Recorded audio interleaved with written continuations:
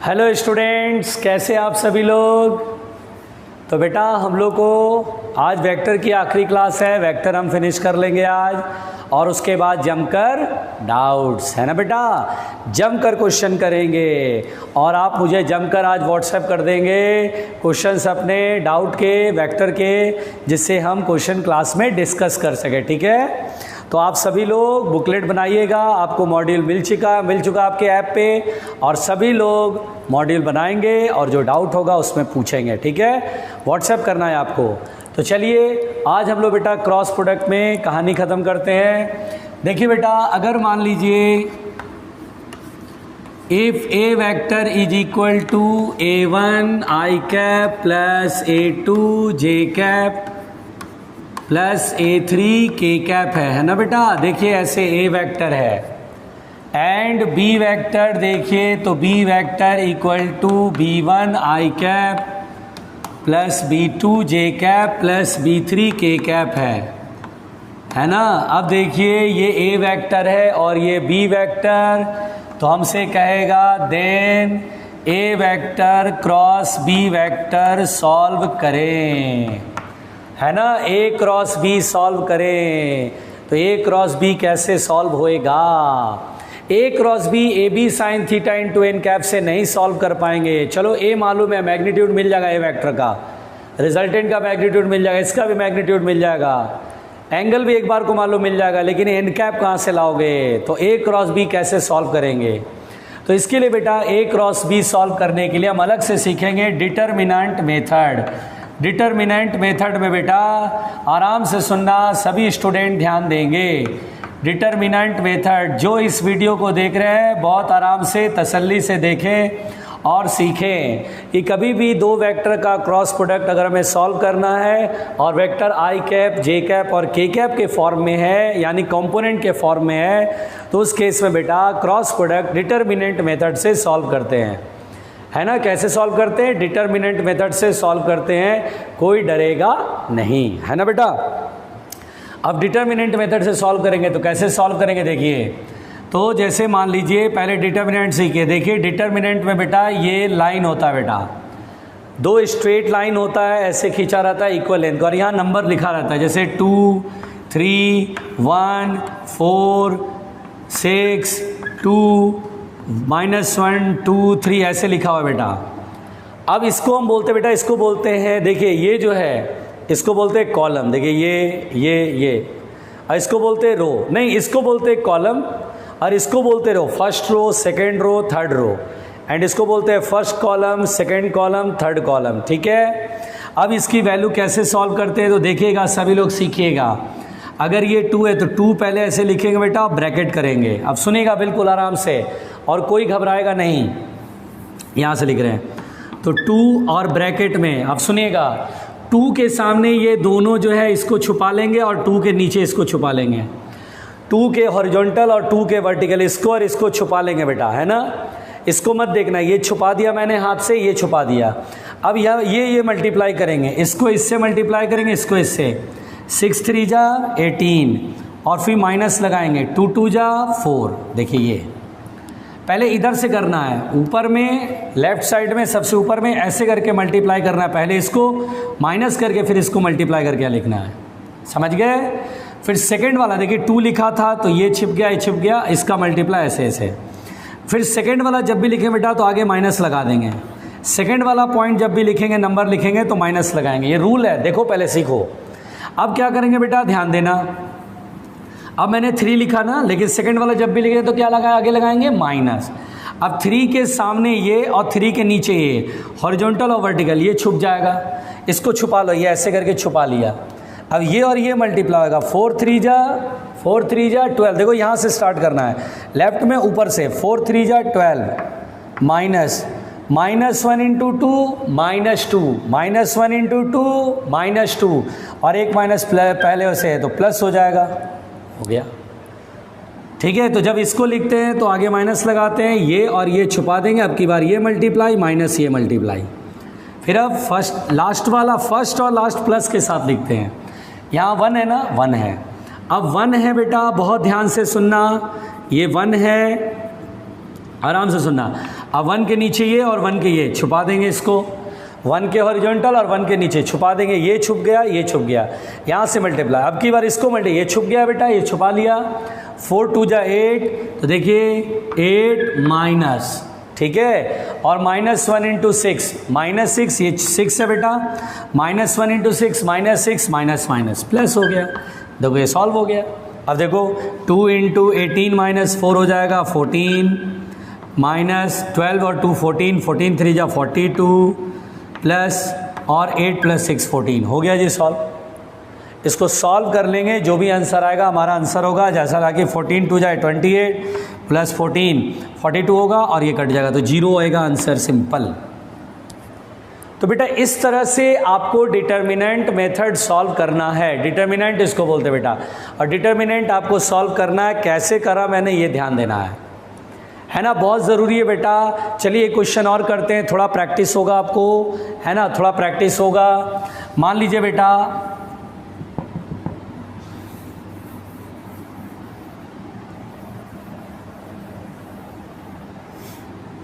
मैं यहाँ बोलता हूँ 5 है, -2 है, 3 है ना, -3 है, 2 है, 1 है, 0 4 3 ऐसे दिया हुआ है। मेरे को ये सॉल्व करना है डिटर्मिनेंट।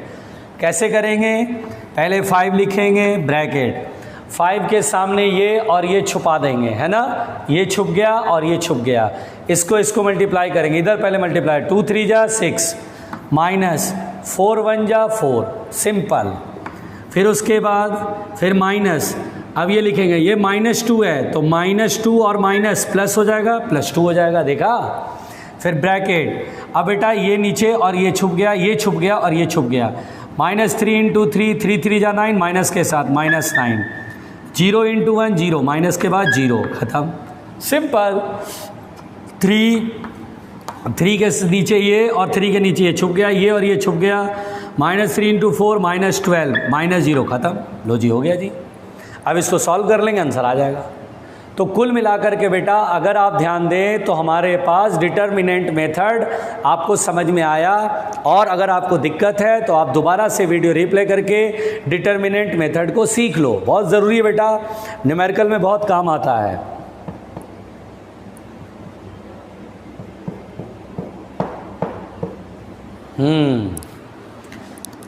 तो चलिए इसको मैं मिटा रहा हूँ बेटा और ध्यान से सीखिएगा। तो हम यहाँ पर A cross B determinant method से सॉल्व करेंगे बेटा। ऐसे यहाँ पर लाइन खींचेंगे और देखिए A क्रॉस B है, पहले तो ऊपर लिखेंगे I कैप, J कैप और K कैप। अब उसके बाद बेटा ये A वेक्टर है तो I कैप के कोफिशिएंट, पहले A वेक्टर लिखा है तो A वेक्टर देखेंगे, I कैप के कोफिशिएंट में A1 है तो I के नीचे A1, फिर J का कोफिशिएंट में A2 है तो उसके नीचे A2 और K का कोफिशिएंट में A3 है। अब B वाले का लिखेंगे B1 B2 B3, देखा ऐसे करके हम लोग लिखते हैं। और अब बेटा इसमें इक्वल टू, अब देखिए आई कैप ऐसे साइड में लिखेंगे, पहले तो आई कैप फिर ब्रैकेट में, तो नीचे ये और ये छुप गया, इसका मल्टीप्लाई करेंगे A2 B3 minus A3 B2। समझ में आ रहा है, आ रही बात, कितना सिंपल है। इसका मल्टीप्लाई फिर माइनस इसका मल्टीप्लाई, फिर जे कैप, तो सेकेंड टर्म माइनस के साथ बताया हुआ मैंने जे कैप। अब देखिए जे कैप है तो सामने ये छुप गया और ये नीचे का छुप गया, इसका multiply A1 B3 minus B1 A3, A1 B3 minus A1 B3 minus B1 A3, ठीक है। फिर प्लस के कैप, देखिए ऐसे के कैप। अब के कैप सेलेक्ट करेंगे, प्लस में लिखते हैं, सेकेंड वाला टर्म जब लिखते हैं तो माइनस लगाते हैं, फर्स्ट और लास्ट में प्लस प्लस। अब यहाँ छुपा देंगे, ये छुप जाएगा, इसका मल्टीप्लाई A1 B2 माइनस, हमेशा यहाँ से चलना है, A1 B2 minus B1 A2, A1 B2 minus B1 A2। देखिए इस तरह से हमने सॉल्व कर लिया क्रॉस प्रोडक्ट। तो कैसे सॉल्व करना बेटा, ये बहुत ज़रूरी है, ये जो है बहुत इम्पॉर्टेंट पॉइंट है। इस पे मैं एक आध दो क्वेश्चन करा देता हूँ सो दैट आपको प्रैक्टिस में आ जाएगा, आपको सॉल्व करना आ जाएगा, ठीक है। मैं अभी सॉल्व करता हूँ, देखिए ठीक है, ये अगर नहीं आया वीडियो रिप्ले कर लेना, दोबारा सुन लेना, क्योंकि बहुत बेसिक बात है, हर स्टूडेंट को आना चाहिए। ठीक है, अभी चलो मैं एक काम करता हूँ, एक क्वेश्चन लेता हूँ तो आपके शायद समझ में आएगा बेटा। ठीक है, चलिए ध्यान से सुनिए। देखिए, मान लीजिए बेटा, as for example suppose that if a vector is equal to 3i cap plus 2j cap plus 4k cap and b vector equal to j cap minus 2k cap, then find पहला first a cross b solve करना है and second mod of a cross b solve करना है। ठीक है बेटा, हमें ये सॉल्व करना है।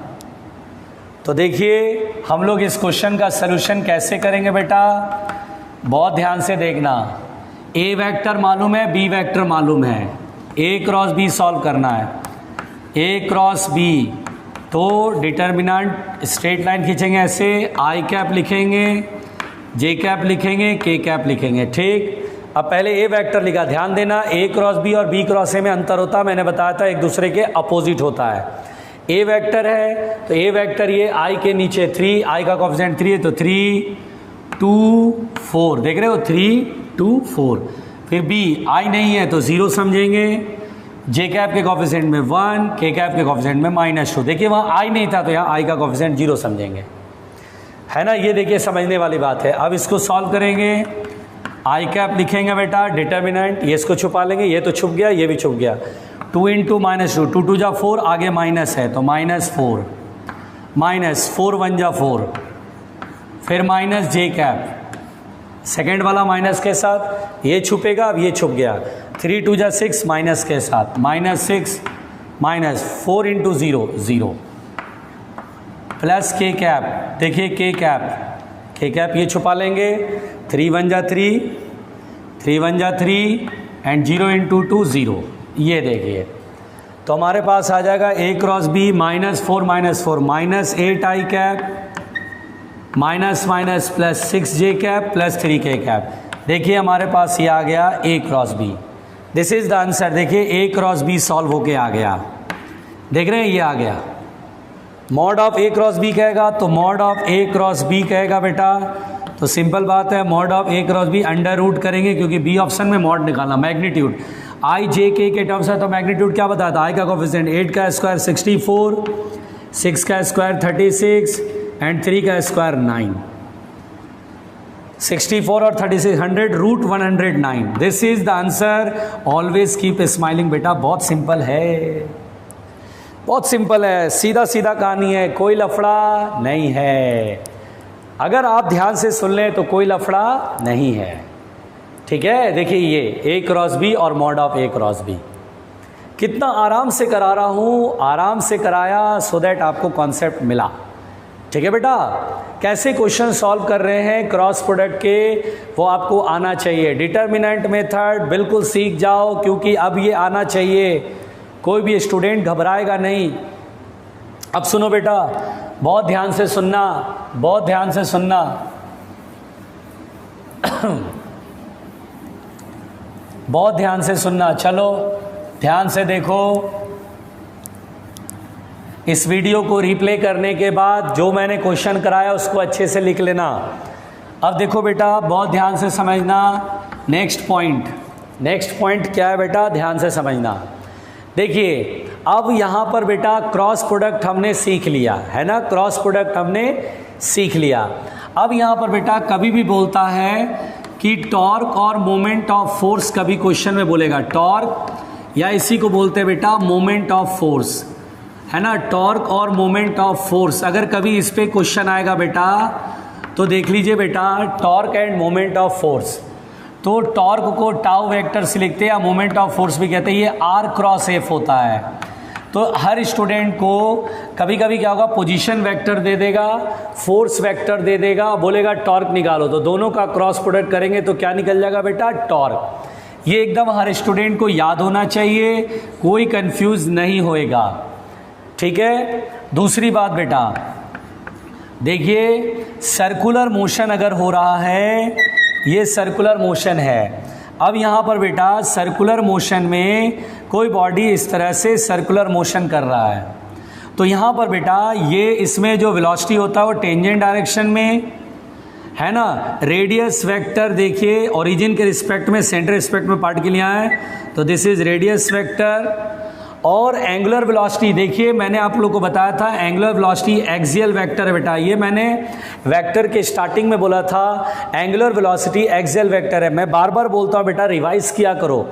रिवीजन का कारण क्या है, मैं क्यों बोलता रिवीजन करने के लिए, सिर्फ इसीलिए ताकि आप रिवाइज करेंगे तो आप चीज़ों को समझ पाएंगे, ठीक है। तो यहाँ पर बेटा omega vector is the angular velocity जो कि एक्सिस के लॉन्ग होता है। देखिए ये एक्सिस के लॉन्ग है, this is the omega vector. इधर की तरफ ये चौक को ऐसे समझो, एक्सिस के लॉन्ग, मैंने बताया था एक्सियल वेक्टर एक्सिस के लॉन्ग होता है। और ये देखिए इधर होएगा ओमेगा वेक्टर ऐसे। तो अगर मुझसे कहेगा बेटा कि आर वेक्टर मालूम है, ओमेगा वेक्टर मालूम है, इसको बोलते हैं बेटा कि relation between linear velocity and angular velocity.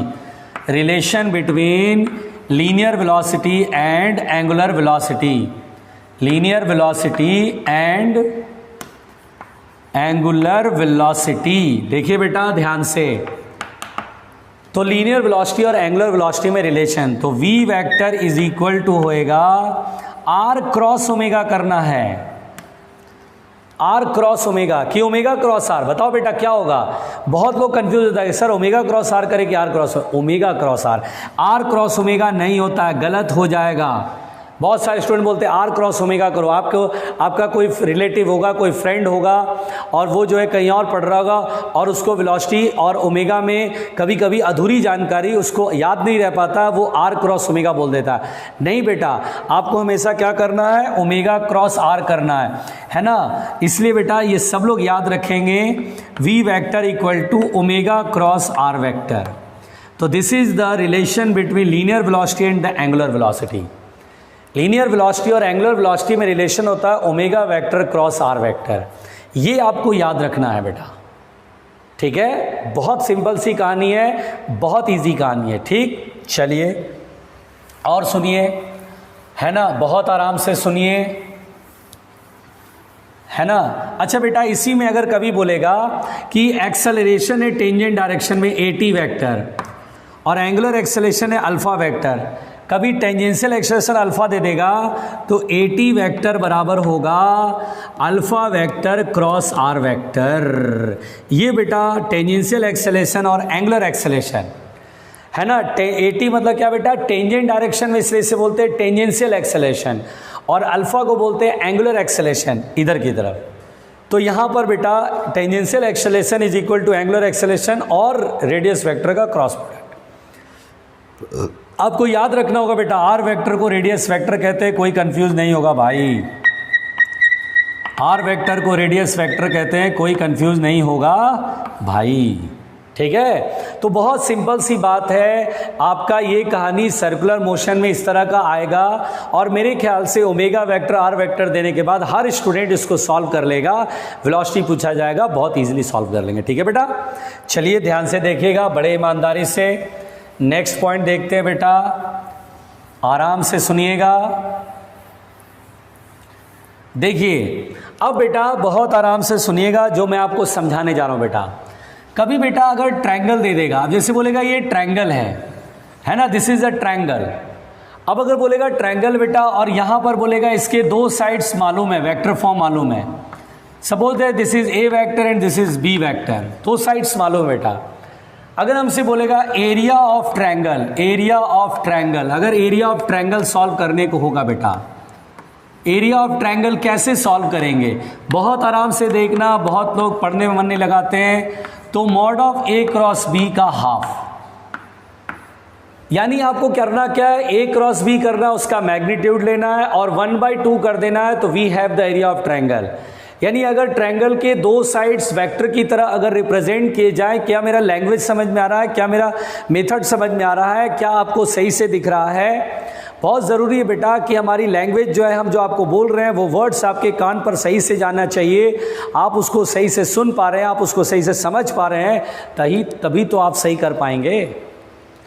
इसीलिए ध्यान से सुनिएगा, area of triangle half A cross B निकालो, मैग्नीट्यूड सॉल्व करो, मैग्नीट्यूड जानते हो ना, अभी सॉल्व करा था, और हाफ मल्टीप्लाई कर दो, we have the area of triangle, we have the area of triangle.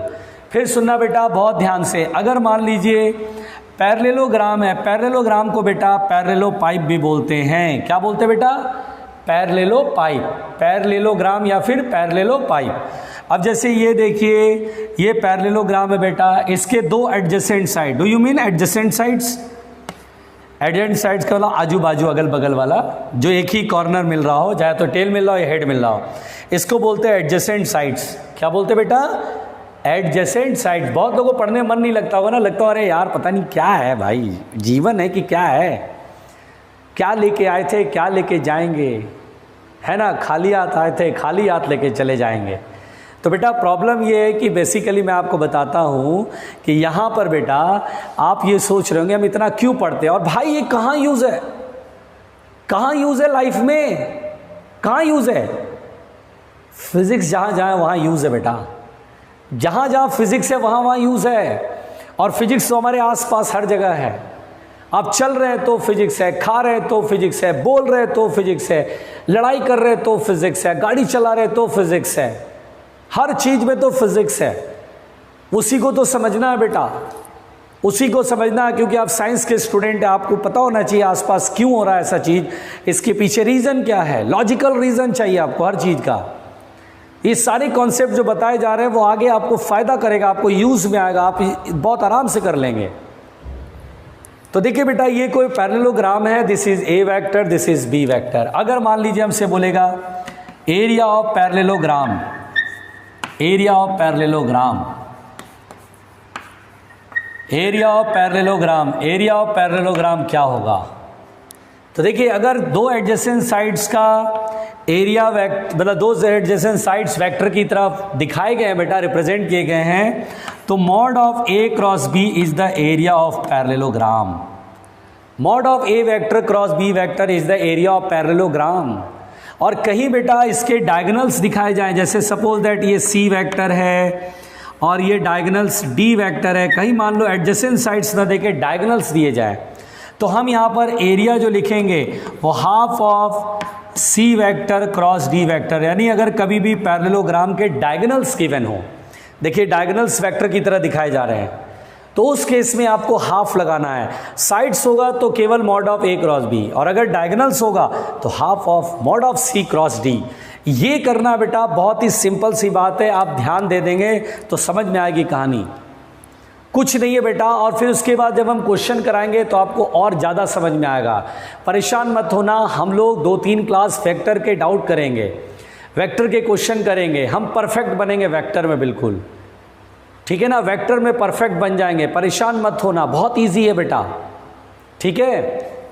अब सुनिए ध्यान से, बहुत आराम से सुनिएगा, बिल्कुल आराम से सुनिएगा। तो यहाँ पर हमने पढ़ा एरिया ऑफ पैरेललोग्राम, है ना, साइड्स रहेगा तो ए क्रॉस बी का मॉड, डायगोनल्स रहेगा तो सी क्रॉस डी का मॉड का हाफ, ठीक है ना। अब सुनिए बेटा, अगर आपसे कभी बोलेगा वॉल्यूम ऑफ क्यूबॉइड, मान लो बेटा हमें कहेगा कोई क्यूबॉइड है, क्या है बेटा, क्यूबॉइड, या उसको भी पैरेललो पाइप बोलते हैं, क्वेश्चन में पैरेललो पाइप भी बोलते हैं, इसको लिख देता हूं मैं। पैरेललो पाइप में यहाँ पर सरफेस पैरेलल होगा, पैरेललो पाइप है ना बेटा। देखिए अब कभी अगर इस पे क्वेश्चन आ गया, जैसे मान लीजिए सपोज दैट ये क्यूब है या क्यूबॉइड है, डिफरेंट साइड्स होते हैं बेटा क्यूबॉइड में, परेशान नहीं होना बेटा, है ना। Suppose that this is A vector, this is B vector and this is C vector, है ना बेटा। साइड को सी वेक्टर लिखेंगे ना, ए वेक्टर यहां तक है,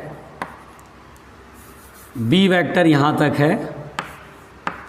अब आपसे बोलेगा वॉल्यूम बताओ, तीनों वेक्टर हैं, देखिए ये जो तीनों हैं एडजेसेंट साइड्स हैं, उनको वेक्टर की तरह दिखाया गया है क्यूबॉइड का, या पैरेललो पाइप बोलते हैं, सरफेस पैरेलल होता है, यहाँ आमने सामने के सरफेस पैरेलल होते हैं, इसलिए पैरेललो पाइप बोलते हैं, पैरेलल।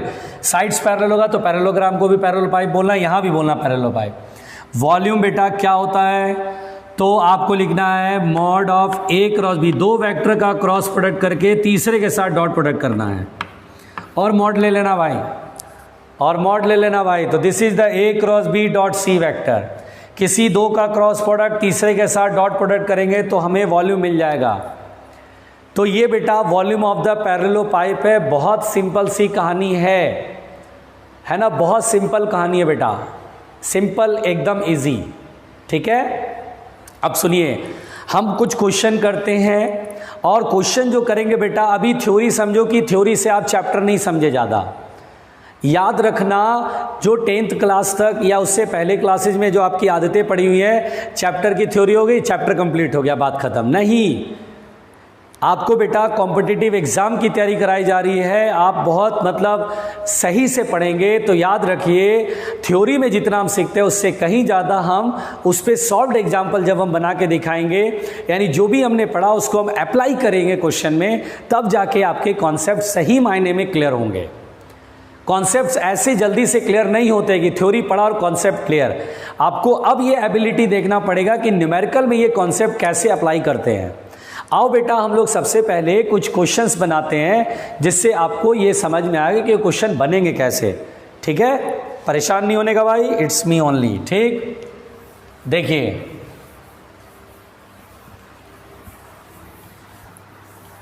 देखो बेटा, अब जैसे मान लीजिए हमारे पास क्वेश्चन है,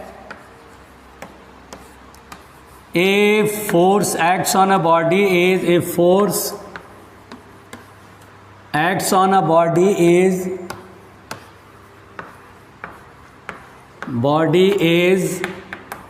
सब लोग सीखना, ये क्वेश्चन जब करा रहा हूं तो इस टाइप के अगर क्वेश्चन मिले तो उम्मीद करूंगा कि आप बना लेंगे, है ना। A force acts on a body, a force acts, oh sorry 2 बार लिख दिया, sorry.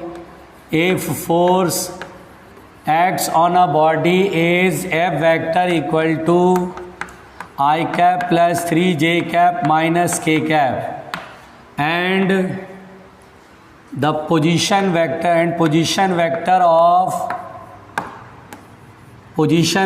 of point of application, the position vector of point of application मतलब जहाँ अप्लाई हो रहा force, point of application of force is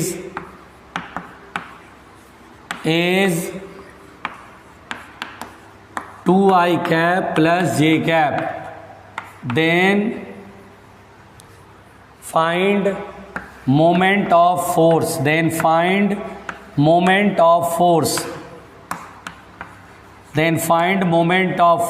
देखो बेटा, हमें मोमेंट ऑफ फोर्स फाइंड करना है ना। अभी जो क्रॉस प्रोडक्ट पढ़ाया उसी पर बेस्ड क्वेश्चन है, डरने का नहीं। कैसे करेंगे बेटा, ध्यान से सुनो। देखिए, सॉल्यूशन इसका करेंगे बेटा, बहुत आराम से सुनना। तो देखिए, मोमेंट ऑफ फोर्स का होता है टॉर्क, एंड टाउ वेक्टर होता है आर क्रॉस एफ, यानी आर वेक्टर और एफ वेक्टर का हमें निकालना चाहिए क्रॉस प्रोडक्ट। फोर्स वेक्टर पहले देख लो, फोर्स वेक्टर कितना है। If force acts on a body is, ये दिया force I cap plus 3j cap minus k cap, and position vector of point of application of force is R vector दिया है 2I cap plus j cap, और k cap 0 हो गया। तो कह रहा है टॉर्क बताइए। तो देखिए, टॉर्क अपन लोग निकालेंगे आर क्रॉस एफ, यानी डिटर्मिनेंट मेथड। क्रॉस प्रोडक्ट जब भी सॉल्व करना हो दो वेक्टर का तो डिटर्मिनेंट मेथड हम लगाते हैं। क्या करते हैं, आई कैप जे कैप के कैप, और बेटा आर वेक्टर यहाँ पर होएगा 2 1 0, 2 1, और के कैप नहीं है तो 0 कर लिया। अब बेटा फोर्स देखिए, आई का कोफिशिएंट 1 3 -1, तो यहाँ पर बेटा टाउ वेक्टर देखिए, आई को हम सेलेक्ट करिए और ये छुपा देंगे। 1 × -1 और 0 × 3 0, खत्म, मत लिखो। माइनस जे कैप सेकेंड वाला माइनस के साथ बताया है, ये छुपा देंगे। 2 × -1 -2 एंड 1 × 0, खत्म। प्लस के कैप ये छुपा देंगे। 3 2 जा 6 -1 1 जा 1। देखिए टॉर्क आ जाएगा माइनस आई कैप प्लस, देखिए माइनस माइनस प्लस होता है ना, माइनस इंटू माइनस प्लस, तो plus 2j cap and 6 minus 1 5 5k cap. देखो टॉर्क अपन लोगों ने सॉल्व कर लिया। टॉर्क का मतलब ही होता है मोमेंट ऑफ फोर्स। टॉर्क का मतलब क्या होता है बेटा? मोमेंट ऑफ फोर्स होता है। घबराना नहीं है, बहुत सिंपल कहानी है, ठीक है, बहुत सिंपल कहानी है, घबराने का नहीं भाई। चलो और देखते हैं। क्वेश्चन जब तक नहीं बनाएंगे ना बेटा आपको क्लियर नहीं होएगा। क्वेश्चन बनाने में बहुत सारी चीजें समझ में आएंगी, ठीक है। देखिए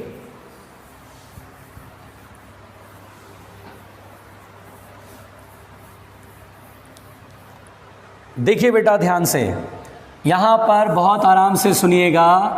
अगर मान लीजिए बोलेगा if mod of A cross B equal to √3 times of A dot B, then find the magnitude of या then find mod of A vector plus B vector. ये ऐसे। अब देखिए ये जो क्वेश्चन है बेटा, इस क्वेश्चन को कैसे बनाएंगे, ये क्वेश्चन से आपको कुछ सीखने को मिलेगा, है ना। समझिए ध्यान से, इस क्वेश्चन को हम कैसे बनाएंगे। तो देखिए बेटा, सबसे पहली बात, mod of A cross B equal to √3 times of A vector dot B vector, है ना। अच्छा बताइए ए क्रॉस बी का मैग्नीट्यूड क्या होता है? A B sine theta. होता है नहीं होता है? होता है। फिर ए डॉट बी क्या होता है? मैग्नीट्यूड लिख रहे हैं ना बेटा इसलिए। और ए डॉट बी क्या होता है? A B cos theta. भूल गए? ए बी से भी कैंसिल आउट। तो देखिए कॉस थीटा इधर डिवाइड में आएगा, sine theta upon cos theta tan theta, theta equal to 60 degree, tan theta √3 मतलब थीटा इक्वल टू, और थीटा क्या है? ए वेक्टर और बी वेक्टर के बीच का angle, A vector B vector के बीच का एंगल। तो कह रहा mod of A vector plus B vector, याद है बेटा mod of A vector plus B vector, अरे दो वेक्टर का सम यानी रिजल्टेंट हुआ ये, और रिजल्टेंट का मैग्नीट्यूड, और रिजल्टेंट का मैग्नीट्यूड वेरी सिंपल क्या था? √a² plus b² plus 2ab cos theta, ये था। अब देखो बेटा √a² प्लस b² और थीटा की वैल्यू कितना है? थीटा की वैल्यू कितना है जल्दी बताओ? 60 डिग्री। एंड कॉस 60 कितना? 1/2। तो 2 से 2 खत्म हो गया। आंसर आएगा √a² plus b² plus ab is our answer. अगर आप देखें तो बहुत ही सिंपल है बेटा, ये बहुत ही सिंपल है। तो मैंने आपको जो है क्रॉस प्रोडक्ट में देखिए मैंने कराया है ना, समझ में आया? एक क्वेश्चन और बनाए, चलो एक क्वेश्चन और बनाते हैं, चलो एक क्वेश्चन और बनाते हैं, ठीक है, देखना। और कल मैं क्वेश्चन कराऊंगा बेटा, नेक्स्ट क्लास में मैं क्वेश्चन कराऊंगा, अच्छे अच्छे सारे क्वेश्चन कराऊंगा, तो देखिएगा आपको बहुत कुछ सीखने को मिलेगा, ठीक है। फिर देखना बुकलेट में एक भी सवाल नहीं बचने वाला भाई, बुकलेट में एक भी सवाल बचने वाला नहीं। देखिए ध्यान से सुनिएगा बेटा। अब यहाँ पर बहुत आराम से सुनना, जैसे कहेगा कि 2 वेक्टर्स, मान लीजिए 2 वेक्टर दिया बेटा, 2 वेक्टर्स आर गिवन एज, मान लीजिए बोला गिवन एज, बोला i cap plus j cap plus k cap and -2i cap plus 3j cap plus k cap, ठीक है। 2 वेक्टर दिया गया है। तो find the unit vector, question बोला find the unit vector which is perpendicular to both vector, which is perpendicular to both vectors, which is perpendicular to both vectors. देखिए बेटा अजीब सा क्वेश्चन है, क्या बोल रहा है कि 2 वेक्टर दिया गया है ये, और हमसे बोला find the unit vector which is perpendicular to the both vector, यानी दोनों वेक्टर के परपेंडिकुलर जो यूनिट वेक्टर हो उसको फाइंड करो। तो यूनिट वेक्टर फाइंड करो, दोनों के परपेंडिकुलर कैसे अप्रोच करें, कहाँ से चलें, स्टार्ट कैसे करें, यूनिट वेक्टर जो कि दोनों के परपेंडिकुलर है, कैसे? अरे हाँ, क्रॉस प्रोडक्ट, क्रॉस प्रोडक्ट भूल गए? देखो A cross B equal to क्या होता है? A B sine theta N cap होता है बेटा, A B sine theta into N cap. And what is N cap? N cap is a unit vector.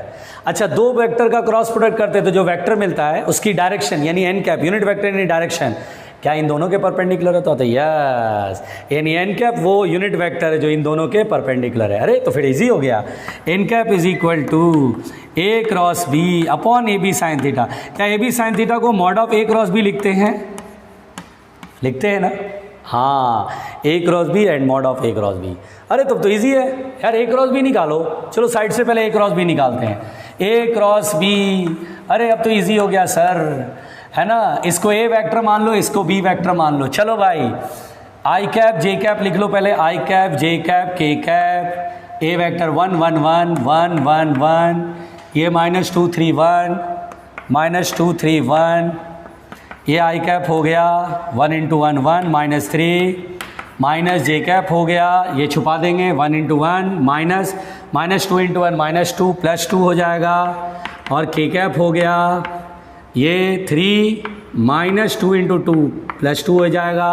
Simple कहानी। तो बेटा ये आएगा -2 आई कैप -3 जे कैप +5 के कैप। लो भाई हो गया, लो भाई हो गया। बस यहाँ लिख दो, ए क्रॉस बी की वैल्यू कितना आया? -2 आई कैप -3 जे कैप +5 के कैप, और मैग्नीट्यूड तो √2 का स्क्वायर 4, 3 का स्क्वायर 9, 5 का स्क्वायर 25। फाइनल आंसर लिख रहा हूँ -2 आई कैप -3 जे कैप +5 के कैप, और ये कितना आएगा? हो 38। ऐड करो 9 4 13 में 25।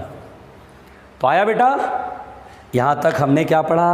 Cross product. ठीक है, कल क्वेश्चन करेंगे, चैप्टर कंप्लीट हो गया। ठीक है, तो आज के लिए यहीं तक। Thank you.